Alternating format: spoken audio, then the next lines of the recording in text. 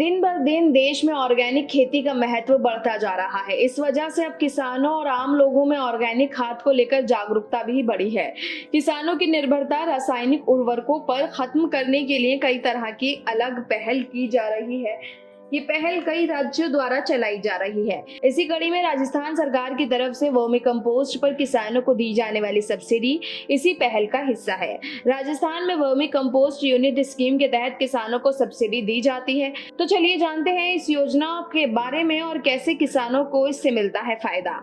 इस स्कीम की बात करें तो राजस्थान सरकार की तरफ से इस योजना को शुरू करने का मकसद किसानों को कम लागत में जैविक खाद उपलब्ध कराना है, उनकी आय में वृद्धि कराना और नेचुरल फार्मिंग को बढ़ावा देना है। वर्मिंग कंपोस्ट एक तरह की जैविक खाद है जिसे केचुओं और गोबर की मदद से तैयार किया जाता है। इस खाद का प्रयोग मिट्टी की उर्वरता बढ़ाने और पर्यावरण में संतुलन बनाए रखने में मददगार है। राजस्थान में सरकार की तरफ से किसानों को वर्मी कंपोस्ट यूनिट लगाने के लिए सब्सिडी और तकनीकी मदद मुहैया कराई जाती है। वर्मी कंपोस्ट यूनिट के तहत किसानों को 50,000 रुपए तक की सब्सिडी मिलती है। जैविक खाद के लिए यूनिट तैयार करने के लिए किसानों को आर्थिक मदद मिलती है।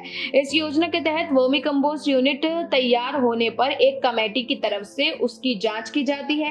वेरिफिकेशन पूरा होने के बाद सब्सिडी की रकम सीधे किसान के बैंक खाते में ट्रांसफर कर दी जाती है। वर्मी कंपोस्ट में केचुए की भूमिका महत्वपूर्ण है और ऐसे में उनका होना भी अनिवार्य है। ब्यूरो रिपोर्ट, फसल क्रांति न्यूज।